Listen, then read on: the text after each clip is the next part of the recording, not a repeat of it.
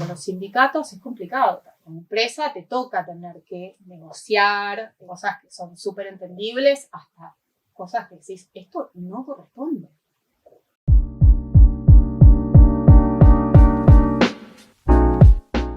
Se graduó con diploma de honor en la Universidad de Buenos Aires. Fue ayudante de cátedra de Derechos Reales con examen sobresaliente. En la Universidad Austral inició la carrera de Economía, donde cursó Derecho Empresarial entre otros. Dirige el estudio Rolandi, fundado en 1942. Especializado en asesoramiento integral a empresas. Allí trata, entre otras cosas, de encontrar un equilibrio entre las leyes laborales y los intereses de sus clientes. Hoy entrevistamos a Florencia Rolandi. Hola Flor, bienvenida. Muchas gracias. Gracias a ustedes por invitarme a participar. Un placer enorme tenerte. Nos cuesta conseguir mujeres con coraje, aguerridas, que litiguen, que sean responsables. Y siempre rompemos el hielo con una pregunta: ¿qué es la justicia para vos? Bueno, primero, para mí la justicia es un valor que excede tal vez un poco este plano. Los abogados, en general, al final de los escritos, todos ponen probar de conformidad que será justicia. Como un deseo, te diría, ¿no? Como aspiracional. Y yo eso no lo pongo así. No lo pongo como probar de conformidad que es de ley. Que me parece que es algo que se acerca más a lo que nosotros como seres humanos podemos concretar. Porque hay tantas perspectivas en la vida como personas que estén interactuando. Entonces el concepto de justicia es muy complejo. Es aspiracional, te diría. No sé si se puede concretar tanto. Lo que para vos es justo, para otro tal vez no lo es. Y creo que lo que viene a marcar la ley es darle un poquito de objetividad a eso, con obviamente la interpretación siempre de un tercero que está en un lugar especial, que son él o los jueces en cada caso. ¿Cómo ves a los jueces hoy en Argentina en el derecho laboral, ¿no? Que es el que mayormente es muy difícil generalizar, pero lo que sí creo es que no sé si conocen o han vivido la dinámica de una empresa. Entonces hace que estén un poco sin considerar esta perspectiva, ¿no? Por eso te digo, ves lo de la justicia. La justicia para un empleado, si vos solamente mirás los hechos desde el lugar del empleado, vas a ver algo. Pero si eso lo intentás conjugar con la otra parte, que es la empresa, que también es necesaria, y siempre respetando, obviamente, intentando equilibrar la diferencia que pueda haber de fuerzas, vas a ver otra historia. Entonces, lo que muchas veces percibo cuando charlo en las audiencias con los secretarios, con los jueces, cuando no me peleo también, es eso, que no conocen la dinámica, no han vivido la dinámica dentro de una empresa. Y eso los aleja de poder llegar a tener una solución un poco más equilibrada. No ir en desmedro del trabajador, ¿ok? Yo estoy totalmente de acuerdo que la ley tiene que ser tuitiva para el trabajador porque está en una desventaja, hay una desigualdad de fuerzas, pero tenés que saber cómo es la dinámica dentro de una empresa para poder entender también qué margen de acción puede verdaderamente tener la empresa para determinadas situaciones, ¿no? No hay ningún tipo de capacitaciones que ellos hagan como para... Yo creo que todas las capacitaciones que hacen las hacen vinculadas más a la doctrina, al profundizar las normas, y siempre lo hacen desde el punto de vista del trabajador. ¿Cómo está el trabajador ante esto?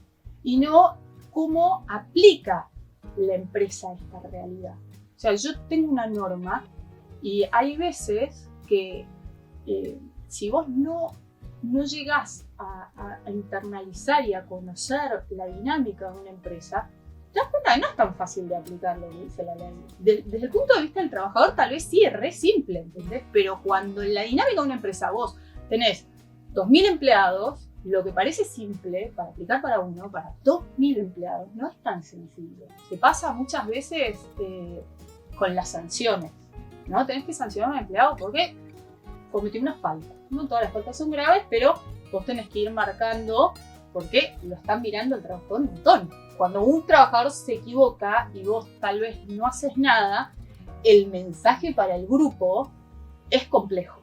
Entonces, muchas veces vos como empresa tenés que sancionar al trabajador para decirles, como te pasa en el colegio. Hay castigos y hay premios. Claro, como te pasa en el colegio. Si un alumno se levanta e insulta al profesor, no lo podés permitir, porque el mensaje, o sea, no lo podés permitir por el respeto al profesor, pero tampoco podés permitirlo por el mensaje que le estás dando a los otros que vieron esa escena.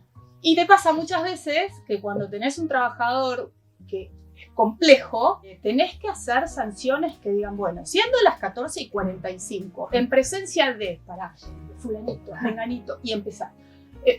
Que buscas testigos, que tenés que ser súper específico. No puedes decir, profirió un insulto. Tenés que decir qué insulto dijo, cómo lo dijo.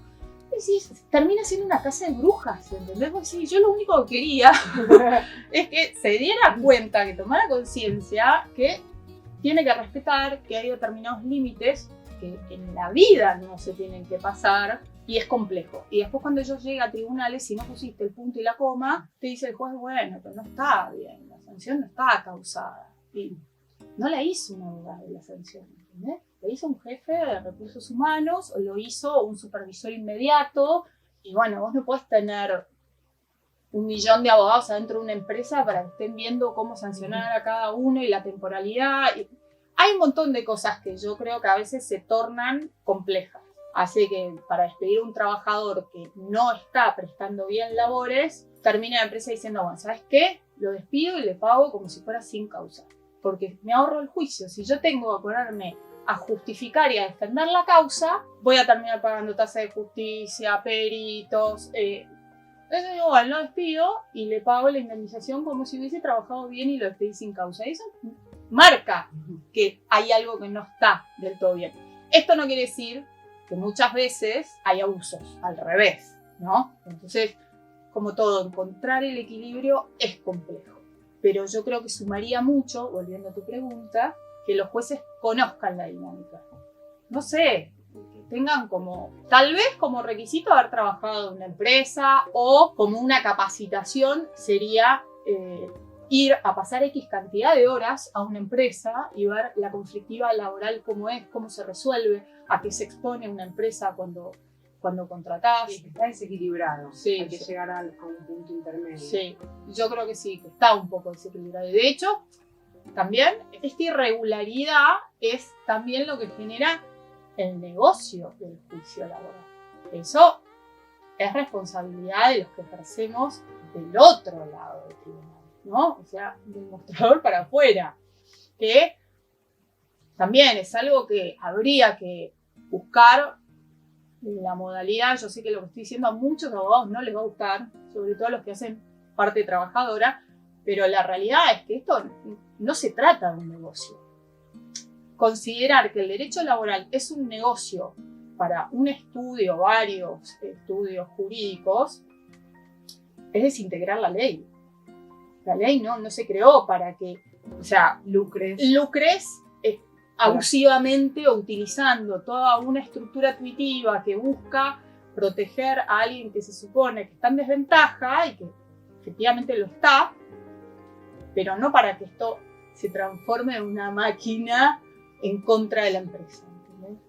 Me parece que acá hay que hacer un revisionismo y entender que es importante el trabajador, pero el trabajador va a ser tal en tanto y en cuanto tengamos de este lado la empresa. Si vos vas a la empresa, la ahogás, le complicás la dinámica de manejo, te pasa lo que nos pasa, ¿entendés? Realmente a mí me pasa un montón de veces que como asesora de empresas vienen gente joven, gente que ya no quiere dedicarse a lo que se dedicaba y dice, bueno, quiero generar un nuevo emprendimiento. Y termina siendo un punto de análisis. Bueno, pero los empleados, yo voy a necesitar estos. Ay, me da miedo contratar. Porque cuando contrato vienen los juicios laborales. Y eso es algo que hay que modificar. ¿Y cómo se podría modificar? Y yo creo que hay muchas cosas. Primero creo que hay que romper este river boca que hay en el derecho laboral. O sos pro operario, o sos pro empresa. O la ley es la que tenemos, o tenemos la flexibilización de que al trabajador si le hacen cualquier cosa no puede reclamar nada. No, es enorme el abanico que tenemos. Hay un montón un montón de cosas que puedes hacer. Entendiendo que son 2 elementos necesarios para el desarrollo de fuentes de trabajo, para el crecimiento económico, para el bienestar general, para la concientización de lo digno que es el trabajo, que es algo que también se va perdiendo, porque yo entiendo que la gente se desalienta mucho cuando no consigue trabajo. Y todo eso, si no vas de extremo a extremo, de River Boca, y entendés que hay cosas que se pueden mejorar, que puedes morigerar, que hay sanciones que ya hoy no deberían estar. O sea, por ejemplo, los certificados artículo 80. El certificado nació porque vos antes para jubilarte tenías que tener un papel que dijera los aportes porque no había nada informatizado. Hoy vos te entras en MIAFIP, tucu, y sabes perfectamente si tu empleador te está haciendo los aportes o no. ¿Tiene sentido sancionar a una empresa si no te da el papel firmado cuando vos lo podés verificar? Porque la empresa lo pone a disposición, el trabajador no lo va a buscar, ¡tum! Multa a la empresa. 3 sueldos. Agrandamos la liquidación. 3 sueldos, es un montón de plata. Yo, por ejemplo, con todo lo de la pandemia y demás, empecé a incorporar automáticamente, están los certificados, mandarlos por WhatsApp, mandarlos por mail, intentando evitar la multa. Los llevo a las audiencias de CECLO, los pongo a disposición. Ah, no, porque en realidad acá dice que yo trabajé en un mes más, un día más, y te lo observan, no te lo reciben, tú, la multa. Nos estamos olvidando para qué era el certificado. ¿Qué querías con el certificado? ¿Qué buscaba la ley cuando dijo te obligo a entregar el certificado? Es porque querías garantizar que el trabajador, cuando se fuera a jubilar, pudiese contar con algo documentado de sus aportes. Ya lo tenés.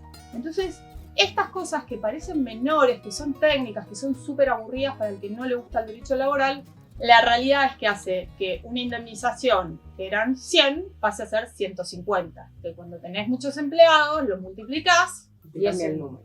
Eso. Me acuerdo en una audiencia, estaba discutiendo con un secretario justamente la multa del artículo 80. Y le digo, pero lo puse a disposición y lo hubiese mandado por carta documento. Esto es lo que yo te digo, tan fuera de la realidad. Le digo, ¿cómo mandarlo por carta documento? ¿Sabes cuántas hojas son un certificado de trabajo? Porque algunos que tienen mucha antigüedad, por lo cual eran 5 hojas fácil, de 80, de ANSES. Y bueno, a mí se mandó por carta documento. Y digo, ¿usted tiene idea cuánto sale un formulario de carta documento? Porque hay que tener que mandar tantas cartas documento que era más fácil pagar la multa. O si lo tengo que multiplicar por la cantidad de trabajadores que tengo, cada vez que despido a uno, te tengo que mandar el certificado por carta documento. Digo, se pierde el sentido. ¿Qué estamos protegiendo? La practicidad, la seguridad. ¿Y qué estamos protegiendo? ¿Cuál era el objetivo de la ley? Cuando alguien se sentó, redactó esto, no está bueno aplicar la ley como si fuera una ecuación, una tabla. ¿Entendés? 1 más 1 no es la idea. O sea, no toda intermediación fraudulenta es fraudulenta, no todo artículo 80 no entregado es porque la empresa no cumplió con su obligación. Si todas esas cosas se pusieran en un estado más equitativo, más cuidado, sin descuidar al trabajador, pero considerando la dinámica de una empresa, vas achicando la ventanita del mostrador del negocio. Pues entonces decís, bueno, ya la multa del 80 no va, le pagaron todo, sí, le pagaron todo, entonces tengo que probar, tengo que trabajar más con mucha más incertidumbre, y entonces la pensadora tal vez hace un juicio como si fuera imprimir. Cambio el nombre, imprimo. Venís de familia de abogados, sí. Tu abuelo, sí. Tu padre. Sí. ¿Y se hereda? ¿Crees que se hereda o lo sentís propio? Bueno, fue algo que me planteé. Porque a mí me gustan otras cosas. No es que... Y cuando terminás el colegio sos muy chica. Sí. Y tenés esto de decir, lo que elegís, tenés que hacerlo para siempre. Es un montón, es como... qué largo lo que estoy diciendo ahora con 18, 17. Lo voy a tener que hacer a los 40. Como, ¡chan! No es mucho lo que me están pidiendo. Entonces un día dije, no sé, porque además esto, ¿no? Sí, siempre debate jurídico, mis hermanos también son abogados, uno no ejerce, el otro sí, y siempre era todo debate, digo, ¿será que verdaderamente esto a mí me gusta o es que lo absorbí tanto que creo que me gusta? Entonces me puse a ver otras cosas que me gustaban. Y me gustaba mucho dibujar, entonces empecé el curso en la Peridiano para Bellas Artes. Dije, voy a ponerme a trabajar en otra cosa, me voy a trabajar en un estudio, así conozco un poco esto. Y cuando empecé, dije, no, esto es lo mío. Sin duda. Me gusta discutir. Obviamente me gusta ganar las discusiones, pero a todos los abogados nos pasa lo mismo. Me gusta tribunales, extraño un montón cómo la dinámica, cómo cambió después de la pandemia, las audiencias presenciales de testigos, la pelea ahí de la pregunta inducida, no inducida, el debate, todo eso me encanta. Así que sí, la elegí porque me gusta. ¿Se te ocurrió alguna vez ocupar algún cargo público? Lo pensé.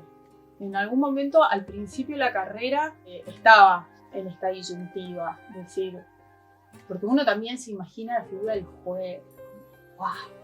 ¿No? Si yo fuera, además, es como que te haces, si yo fuera, seguro que esto no lo hago. Pero bueno, empecé, me gusta mucho asesorar a empresas. Una cosa que también me frenó mucho fue cuando me recibí. Ayudaba mucho a mis compañeros, porque como yo ya venía trabajando, yo empecé a trabajar y después a estudiar. O sea, tuve una dinámica muy distinta a la que tal vez tuvo la mayoría por esta duda que tenía. Decía, quiero ser abogada porque quiero ser abogado por el entorno, entonces primero me puse a trabajar. Y eso me fogueó mucho dentro de la carrera, el ejercicio. Y cuando me recibí, había muchos compañeros míos que se habían dedicado a otra cosa, que habían estado trabajando de otra cosa porque les pagaban mejor, porque los estudios tal vez no te pagan tan bien, y si venían del interior estaban más jugados con la plata, y me llamaban y me preguntaban. En un momento hasta dije, ¿y si me pongo un estudio para asesorar abogados? Después dije, bueno, un poquito quería picar demasiado rápido alto, ¿no? Me parece que hay que hacer un camino más largo para eso, pero bueno, me gustaba, siempre me gustó mucho estudiar, sentarme a leer y indagar un poquito más allá del resultado, ¿viste? De la resolutiva, el debate que viene antes, el que opinó distinto, la disidencia y la minoría, y bueno, entonces terminé yéndome más por esa idea, porque en algún momento fantaseé con la idea de formar parte del Poder Judicial. Dentro de eso, ¿no? Como, tal vez no sé si otro cargo. Después de algunos años, me puse a estudiar economía, porque dije, ¿y si me meto en política para hacer leyes buenas?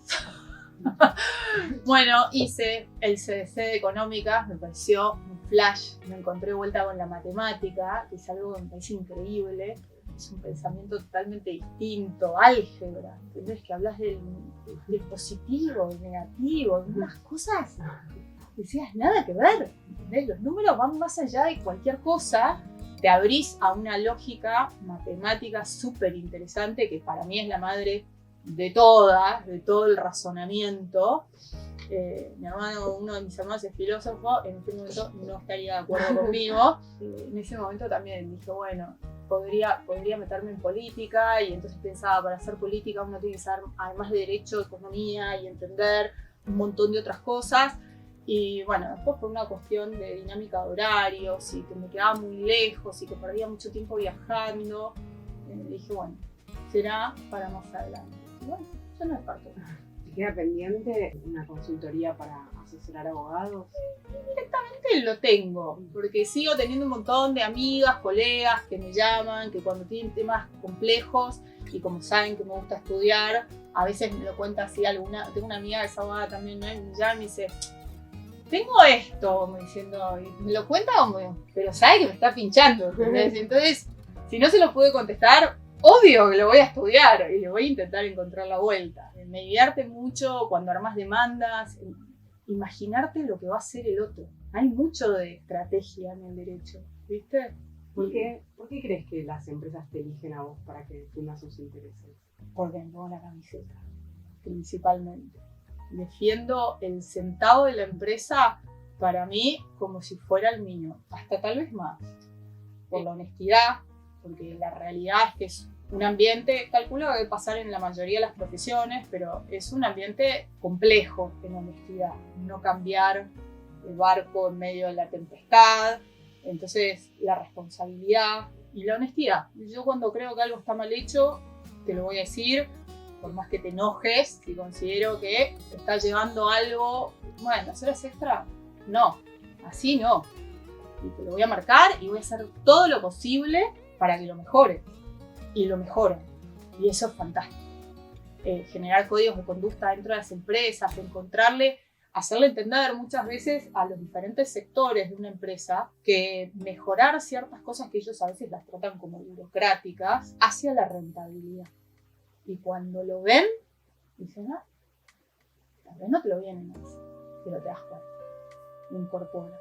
Está buenísimo porque eso es un desafío constante. A mí viene una empresa nueva y yo tengo que entender la dinámica de su negocio. No sé, una que produce cables no es lo mismo que el que se dedica a la reposición de mercaderías. Entonces vos tenés que entender toda su producción, cómo es toda su dinámica y en base a eso empezar a mejorar. Y bueno, desde que los uniformes, desde el lugar para almorzar, el espacio, el tiempo, la higiene, con el tema de la pandemia, no solamente era darle a los trabajadores todos los elementos sanitarios necesarios, sino educarlos muchas veces en la importancia de esto. Y es difícil porque vos estás lidiando con algo que es muy personal. ¿Cómo le vas a decir a alguien, lávate las manos? Hasta puede ser ofensivo, ¿entendés? Si no se lo decís bien, si no lo bajás con cierto cuidado hacia el otro. ¿Cómo le sugerís a alguien o le haces entender la conveniencia de vacunarse? ¿Y qué pasa si no se vacuna? Porque es un problema. Es un problema para el entorno, es un problema... Es complicado. Y a su vez es algo personal. Son los límites. Por eso te digo, uno cuando habla de la empresa se imagina que la empresa es una calculadora y con una foto de alguien, ¿entendés? Y la empresa es un montón de gente que está intentando lograr cumplir un objetivo. Galletitas, administrar recursos humanos, hacer cables. Y en el medio pasan infinidad de cosas. Porque todas esas personas son individuos con vidas, con problemas, con situaciones, con embarazos, con pérdidas, con fallecimientos, con hijos, con vacaciones, con licencias por enfermedad. Y vos tenés que entender a todos esos seres humanos. Y también tenés al pillo. No puedo ir a trabajar porque estuve el fin de semana en un asado, contacto estrecho. De repente, van todos al mismo asado. ¿Ves? Y ponerte ese rol de tener que empezar a verdaderamente a preguntar, pero contame más verdaderamente, pedir un certificado. Es molesto, ¿entendés? Es como a veces, es difícil. ¿Te ofrecieron alguna vez cambiarte de barco? Miles de veces. No, te digo, sí. En audiencias, en acuerdos. Mirá, qué mal momento pasaron. No se olvidan. No, la verdad que no. O sea que evidentemente es una práctica habitual en la Argentina. Yo no sé qué es habitual, qué no es habitual, todo depende. O sea, esta profesión te muestra de todo. También he tenido colegas que me tocan siempre del otro lado, ¿no? Siempre van por el trabajador, siempre me reclaman y siempre vamos a estar cada uno en su bando, pero tienen códigos. Y yo a veces digo, bueno, qué suerte que esta demanda le hizo fulanito. Pero no es solamente porque hizo la demanda, que sabes que va a estar fundada más allá de que no te convenga desde otro lugar, pero sabes que es una persona con códigos, que no va a pasar determinados límites, que no te va a hacer una propuesta que de verdad es incómodo, desagradable, te pone triste. Es parte de la realidad, pero no está bueno. No está bueno que un abogado te diga, bueno, páguele menos al trabajador, pero a mí me paga el doble honorario. Y hacemos porque a la empresa le sale más barato. No. Y sí, me voy a tocar un tema tal vez que no sé si con los sindicatos es complicado. Como empresa te toca tener que negociar cosas que son súper entendibles hasta cosas que decís, esto no corresponde. Por suerte tengo empresas que hacen muy bien las cosas. que son muy correctas. Yo tengo la convicción de que hay una gran similitud entre los abogados y sus clientes. Yo creo que hay algo, ¿viste? Es muy difícil encontrar un cliente racional, un negociador y un abogado inflexible. Como que Por algo se encuentran y se eligen. eligen. Entonces, desde ese lugar, en cambio de hablar bien de mí, hablo bien de mis clientes y la digo de rebote. Pero sí, la verdad que tengo clientes, empresas que hacen las cosas muy bien. ¿Cómo está conformado hoy el estudio Rolandi? Bueno, Sergio Rolandi, que es mi padre, todavía está, pero está queriendo irse ya, pero bueno, es un apasionado del derecho. Está la doctora Villalba, que se especializó en marcas, y Alberto Gersi lo nombro porque se fue hace relativamente poco y también hacía toda la parte laboral. Tiene una sola hija y sus nietos, todos en Italia, y de a poquito, cada vez se quedaba más. Y dice, Flor, me tomo 3 meses. Flor, me tomo 4. Flor, me tomo 6. Flor, no vuelvo. Fue un poco el que más me llevó al derecho laboral, porque yo asesoraba a empresas toda la parte comercial, contratos y demás, y cuando él se fue empecé un poco a hacerme cargo también de los juicios laborales. Al final es una parte de mucha incidencia en la dinámica de una empresa. Después está Ricardo Rolandi, también mi hermano, que también es abogado y con el cual trabajo codo a codo. ¿Cuántos empleados son hoy? ¿Cómo están distribuidos? No, ahora una secretaria. La verdad que antes sí, tal vez teníamos chicos más jóvenes que procuraban y demás, pero ya tribunales es como que cambió mucho la dinámica. Y además a mí me encanta.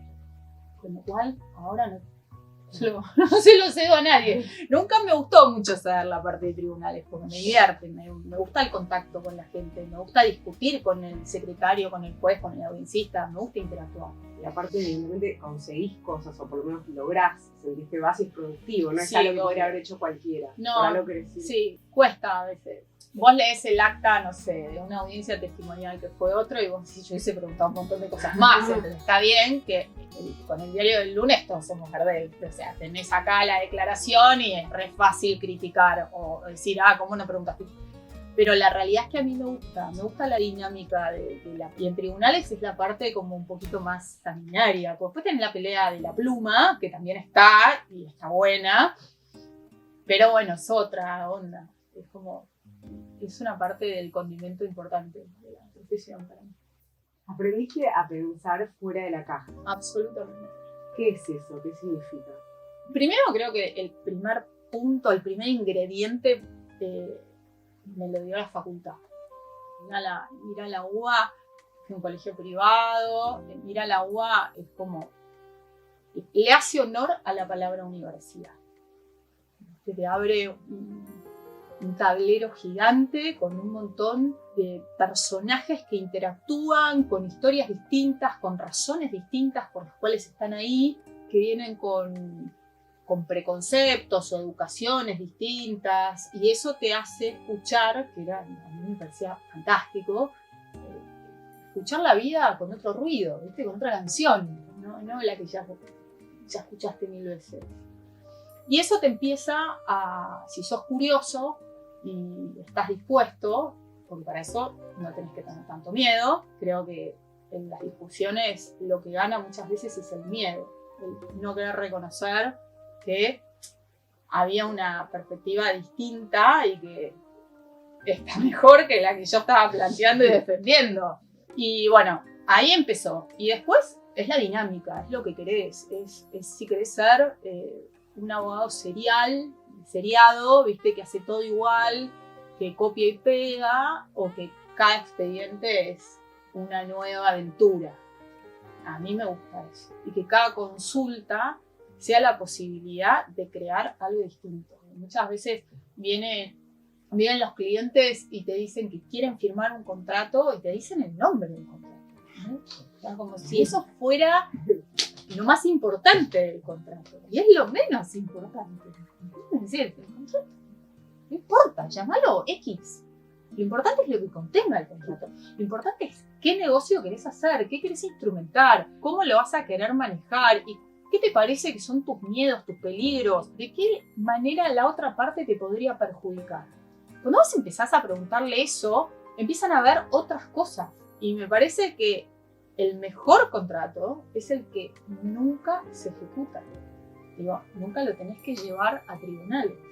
Doctora, ¿cómo va a poner esta penalidad? Digo, ¿qué problema tiene si usted me dice que va a cumplir? No te tiene que preocupar la penalidad. Te tiene que preocupar que lo que vos te comprometes verdaderamente lo que vas a hacer. Mismo las negociaciones judiciales, ¿viste? Cuando me dicen, bueno, doctora, una cuota más. Yo no te voy a dar lo que sé que no puedo cumplir, o que mi cliente no puede cumplir, o que lo voy a poner en tal aprieto que verdaderamente va a teclear. Yo te voy a afirmar lo que sé que se va a cumplir en el tiempo y la forma que te estoy diciendo que te propongo como viable. Y esto en los contratos es lo mismo. Vos tenés que pensar muy bien. La gente es muy liviana para firmar contratos. Yo no te puedo decir la cantidad de veces que vi gente firmar contratos sin leer. Que es un contrato de locación. Marche preso, que después lo tenés que devolver pintado, pulido, hidrolaqueado. Pero no leíste. Pero se me va el sueldo. Pero no leíste. O sea, no vengas a contarme el problema. Vení a contarme tu proyecto, ¿entendés? Así nunca hablamos de un problema. Si vos contás bien tu proyecto y lo analizás bien, tal vez ni hablas de problema. ¿Pero por qué? Porque todo, o sea, tampoco es que uno va a hacer magia, no podés pregar todo. Pero hay muchas cosas que se pueden evitar. Para eso estamos. Sí, se supone. Pero esto es una manera de ver la profesión. Hay otra parte que ve la industria del juicio. Y que para mí, bien general o en el interés general, no es la mejor opción. Tal vez en el interés individual, muy circunscripto, puede ser, pero en términos generales... Y te digo que a los abogados les cuesta también pensar fuera de la caja. Porque cuando vos le decís, bueno, le das una solución, te miran como diciendo, ¿pero eso se puede? Pero, a ver, vos tenés lo establecido lo que no se puede. O sea, después todo lo demás es un gran partido. Digo, es como no animarte a combinar, ¿viste? Tenés los colores primarios y, pero ¿se puede mezclar el verde con el amarillo? Y sí, se puede, ¿por qué no? Y salen cosas fantásticas. Y te digo que es re gratificante. Cuando viene alguien y te dice, la verdad, me sorprendí porque nunca vi que hicieran esto.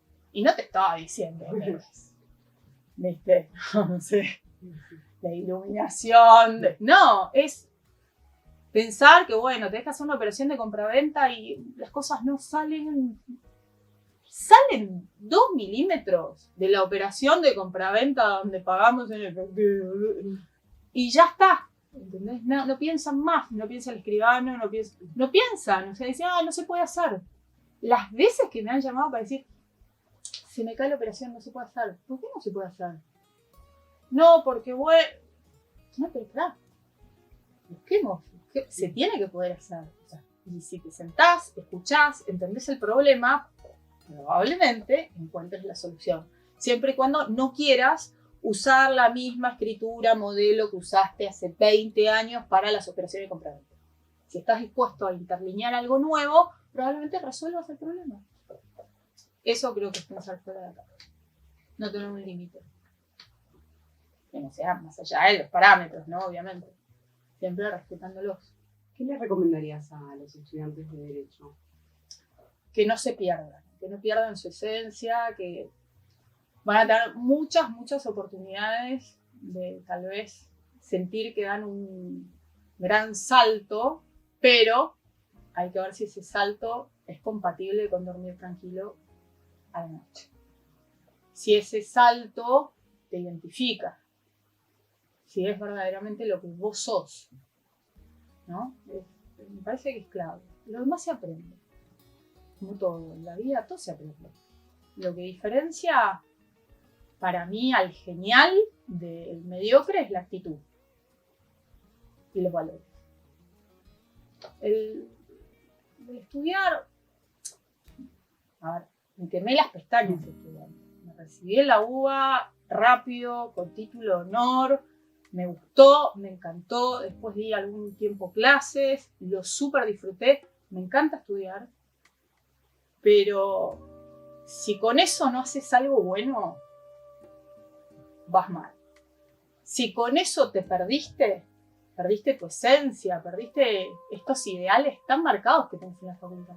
Yo creo que si le preguntás a cualquier estudiante de primer año, segundo año, ¿qué le parece la justicia? Van a entrar en debates, que Keynes, que esto, que lo otro, que el positivismo, y se van a recopar y después te los encontrás 20 años después y ni les importa. Y eso es re triste. Que ya no te importe cómo caminás en la vida, me parece que es complicado. Entonces, mi mensaje sería ese, no se pierda. Que vale no solo para los estudiantes, sino para todos. Sí. Sí. ¿Crees que el sentido común es el eje del derecho? Sin duda. Me acuerdo, además esto me pasaba, estudiaba mucho, antes de dar examen, viste, en la UBA se hacían los días de exámenes era como... Ya la noche anterior. Era, yo R, ¿entendés? Era agotador, porque empezaban en la A, llegabas a la R, 3 de la tarde y estaba ahí desde las 8 de la mañana y decía, please, no llegan más. Y en el medio están todos histéricos, los que no estudiaron, no, me salté la bolilla 2 y venían y me preguntaban, ¿viste? Y yo les decía, mira, si no sabés la respuesta, 2 minutos. Usa la cabeza, usa la lógica y el sentido común. No le vas a pifiar. Tal vez no vas a tener el tecnicismo, la palabra, pero no vas a decir una burrada, ¿entendés? No hay manera, no hay una parte del derecho que sea en contra del sentido común. No hay. Léela. Bueno, algunas leyes a veces han salido medio disparatadas, pero en la estructura vertebral del derecho está el sentido común. ¿Y qué baches encontrás hoy específicos al derecho laboral? Bueno, principalmente al no conocer la dinámica de la empresa y cómo cambió la empresa, hay muchas cosas que se estandarizaron. ¿Entendés? La aplicación de determinadas cosas, por ejemplo en la intermediación, es como que está perdido de realidad. Tuvimos que cambiar o se cambió el código porque había que ayornarlo. ¿No? Las leyes vienen atrás de la realidad, siempre. Podemos generar una ley y después la realidad. O sea, son una consecuencia, una necesidad de mantener en orden a la sociedad. Y la ley de contrato de trabajo es. Lo que pasa es que cuando vos hablas de modificar la ley de contrato de trabajo, entras en esta rivalidad que hablábamos al principio, la flexibilización, y no es así. Hay que intentar comprender que hoy la dinámica de cualquier empresa, por ejemplo, requiere de tercerizaciones. Es imposible que vos seas el mejor fabricante de sillones y que tengas personal capacitado para hacer las entregas y que tengas personal, no sé, para la publicidad. O sea, tenés un mundo donde te exige abocarte mucho a algo puntual. Sin embargo, para que vos, el mejor sillón del mundo, el más cómodo de todo, llegue al mercado, necesitas mucho más. Entonces, que todo ese proceso sí tiene que estar acompañado de entender que subcontratar parte que no es lo esencial de tu negocio, vamos a ponerlo, el sillón tal vez es más complicado de visualizar. Y si yo te digo, hago golosinas o galletitas o enlatados, yo no puedo estar pensando en cómo poner la cenefa en la góndola para que resulte atractiva la galletita. No es parte realmente de mi negocio. ¿Hace al resultado? Sí, hace al resultado. Ahora, que yo contrate a una empresa para que haga toda la reposición o la distribución, ¿hace que esas personas forman parte de mi giro comercial? La ley de contrato de trabajo un poco te dice que en esa cadena unos van siendo todos solidariamente responsables y muchas veces se entiende que cuando tercerizás estás queriendo ocultar fraudulentamente al real beneficiario, ¿sí? no quiero poner marca, porque no sé, No, pero vos tenés la producción de la galletita, entonces vos contratás a una empresa para que esa galletita la contenga personal que se dedique a colocar la galletita en el supermercado, que son los repositores que uno ve, por ejemplo, en el supermercado, que están poniendo los diferentes productos. No trabajan para la empresa que hizo la galletita, si trabajan para otra. No cumple, termina siendo responsable la empresa la galletita. Pero si la empresa cumple, la ley te permite o supone en algún punto que esa otra empresa se dedica a la reposición o a la promoción o cualquiera de estos servicios que son un poquito más intangibles, que no tienen un producto, son personas como hombres de paja, ¿entendés? Como que verdaderamente no son nada y están puestas ahí en fraude a los derechos del trabajador que no está siendo contratado por esta, que es la que hace las galletitas. Y ahí de vuelta tenés la industria del juicio. Y yo digo, si el trabajador le paga, si al trabajador le dan las órdenes de trabajo, si se tomaba vacaciones, si le pagaban el SAC, si le pagaban las horas extras, si cuando tuvo una enfermedad le pagaban la licencia, ¿cuál es el perjuicio real para el trabajador? Que en cambio de su recibo de sueldo que diga galletitas S.A., diga Repo SRL, no sé, por inventarte. Sí. Nada, no hay perjuicio. Y sin embargo, eso cuando termina en tribunales debatiéndose, tenés la sentencia que el real empleador era el que se beneficiaba con la puesta en la góndola de esa persona. ¿Quién se benefició? El que hizo la galletita, porque la pudo vender. Está dentro como de su dinámica. Si Repo SRL cumple, es solvente, no habría motivo para que ese trabajador se pueda considerar despedido indirectamente, injuriado, porque su real empleador era Galletita S.A. y no Repo SRL. ¿Entendés? Es como que hay un montón de cosas que podríamos pulir. Y yo sé que esto tal vez es un poco técnico, un poco aburrido, pero hay cosas que se pueden mejorar entendiendo que la dinámica de una empresa cambió y que cada vez abarca más cosas que desde la distribución, la promoción. Y es verdad que también hoy, al haber oferta, inmediatez y un acceso a un montón de cosas con más facilidad, hace que la competencia también sea más grande. Y eso requiere entonces que vos hagas más promoción, más marketing. Entonces, no es que estas cosas suceden para violar la ley. No, estas cosas suceden porque la dinámica económica te las pide. O sea, si vos te pones a pensar por qué comprás, dónde comprás, muchas veces es porque te gusta, y a veces es porque te dejaste llevar por un impulso publicitario. Es como que es parte de la competencia, es parte de ayornarte a una dinámica que es distinta. Y que no necesariamente implica, a veces sí, no estoy diciendo que no, pero no necesariamente implique que hay un perjuicio para el trabajador. Habría que verdaderamente poder acreditar el perjuicio concreto. ¿En qué lo dañaste al trabajador? Si lo usas vacaciones, porque además esto se da a veces que pasados 20 años te mandan la carta documento que te dicen mi verdadero empleador es Galletita S.A. ¿Cómo? 20 años pasaron. ¿Cómo tu verdadero empleador es Galletita S.A.? Y te ganan el juicio. Y eso es un montón de plata. ¿Cómo es eso? Que alguien me explique. Me encantaría tener esta discusión con un juez laboralista. Me encantaría. ¿Y esto vos crees que es porque el código data de hace mucho tiempo y antes no se usaba terciarizar tanto? La realidad es que pasa. Sobre todo, yo no estoy diciendo que no haya gente que constituye sociedades para no hacer frente a sus responsabilidades. Eso está. O que ponen, no sé, como director o como presidente al NN de la UAI. O sea, está. El vicio está. Los errores están.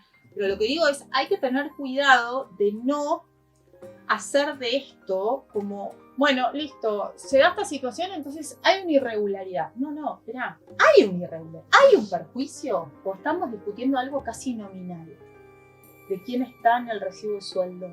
¿Cuál fue el perjuicio? ¿En qué se lo perjudicó al trabajador? ¿En qué estado de indefensión tuvo para que la norma laboral, que es intuitiva, que busca restablecer un desequilibrio, cumpla su función? ¿Dónde estuvo el quiebre?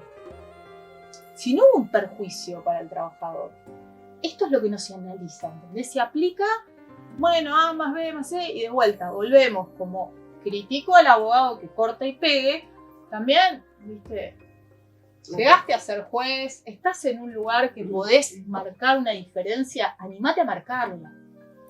Sean un poquito más, ¿no? Salgamos un poquito de lo preestablecido. A ver, ¿qué pasa si yo analizo? A ver, sí, es cierto, no dice galletitas S.A. el recibo, dice repos RL. Pero ¿y qué más le pasó al trabajador? ¿Le pagaron? Sí. ¿Hay pagos en negro? No. ¿Reclama, no sé, horas extras? No. ¿Cuál es el daño? Es como que muchas veces veo que se pierde el sentido. Vas desnaturalizando por aplicar sistemáticamente a vos. Sale un fallo que lo dijo como tú. Yo no te puedo explicar la especulación que hubo con la doble. El despido indirecto, cuando el trabajador se considera despedido, que no siempre a mi criterio existía una lesión a su derecho para que se ponga en esa posición. En la pandemia, con la doble, todos se querían considerar despedidos. Estaban buscándole el pelo al huevo, ¿entendés? Pues decía, si yo logro considerarme despedido ahora, me pagan el doble. Y me quedo en mi casa un tiempo que además la situación está complicadísima. Y no estuvo contemplado eso en el decreto. Nadie contempló que dijeron el despido sin causa. Y el despido indirecto lo terminaron asimilando. Y no lo deberían haber asimilado, porque no es la misma situación cuando una empresa deliberada, abierta y francamente te dice, no quiero que trabajes más. Bueno, ok, paga lo que dice la ley y si después podemos discutir si es una medida oportuna, no oportuna, si le hace bien a la economía, al crecimiento, será harina de otro costal. Pero digo, no puede ser que la empresa tenga que pagar el doble por una decisión que no tomó, que es que el trabajador se consideró despedido. Esas cosas yo creo que hacen mucho daño. ¿Cómo ves a las mujeres abogadas hoy en la trinchera de tribunales? Tengo muchas colegas mujeres. Sí, tengo muchas y que son buenas. Son buenas. Hay muy buenas abogadas.